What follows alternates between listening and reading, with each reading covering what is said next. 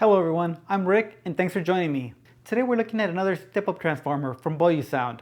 I've previously taken a look at their NC19A and today we'll be looking at their NC25A. And I'd like to thank Boyuusound for sending me over a review sample. They also manufacture that awesome little F5 tube integrated amp that I love so much. Now let's take a closer look at these transformers. Here we have the NC19A on the left and the NC25A on the right. And side by side we can see that the 25A is substantially larger. The inductor cover on the 19A measures a diameter of 24.5 millimeters, while the 25 measures in at 36 millimeters.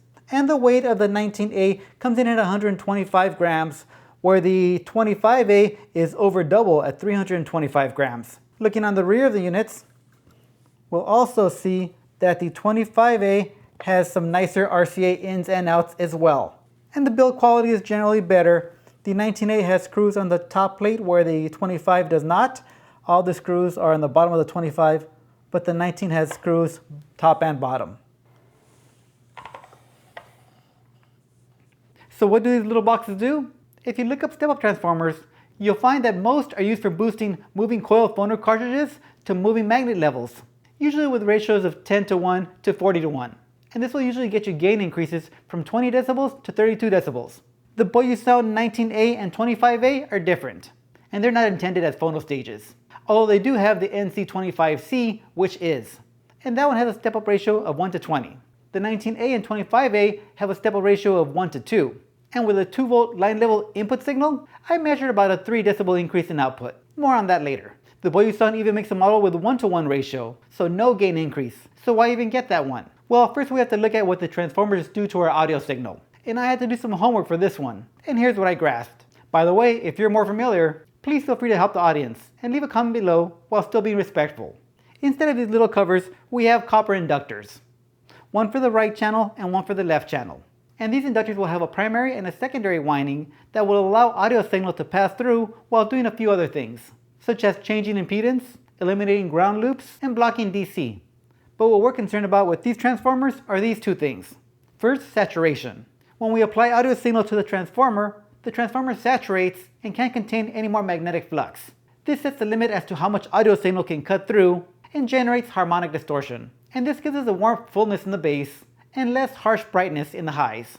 It also tends to slightly compress the transients, or the initial peaks of sound. And 2, hysteresis, the transformer core's memory. The core stays magnetized for a short time after the signal has been removed, and this affects phase or timing. Larger inductors, as you'll find in higher end crossovers, will hold the signal less.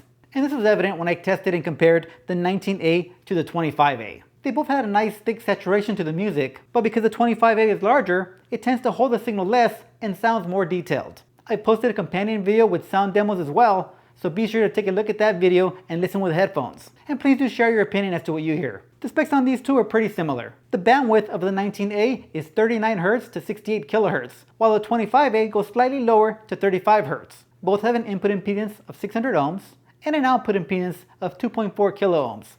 So where did I use these transformers? I first decided to try them out on my cassette deck. And I have to say, in my opinion, the improvement in sound quality was remarkable. Granted, I use a pretty basic entry-level cassette deck that I rescued from a thrift store, the Sony TC-WE305. But it has a signal-to-noise ratio of 58 decibel, which is better than some of the new units you'll find on the market currently. I would have liked to have tried my Kenwood W893. That one has a signal-to-noise ratio of 73, but it's out for repair currently. But back to these transformers, both did an excellent job of fattening up the bass, as well as removing higher frequency tape hiss. The 825, the more detailed of the two. One thing that I did notice though, because the Sony has a low voltage on its output, just half a volt, I really didn't hear any gain increase on either the 19 or the 25. And even looking on the meters of my recorder, the peaks averaged around minus 30 decibel whether I was going through the tape deck alone or through the transformers.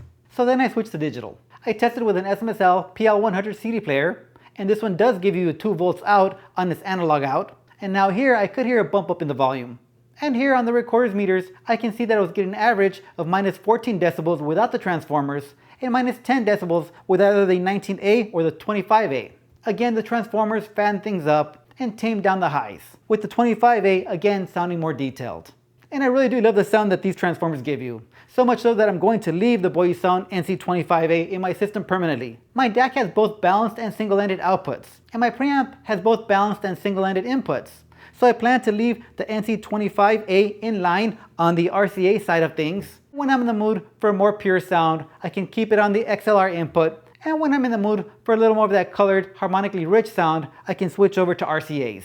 So for sure, this is highly recommended from me. And the $30 premium that Boyuusound asks for the 25A over the 19A is well worth it in my opinion. You're looking at $139 currently on the 19A and $169 for the 25A.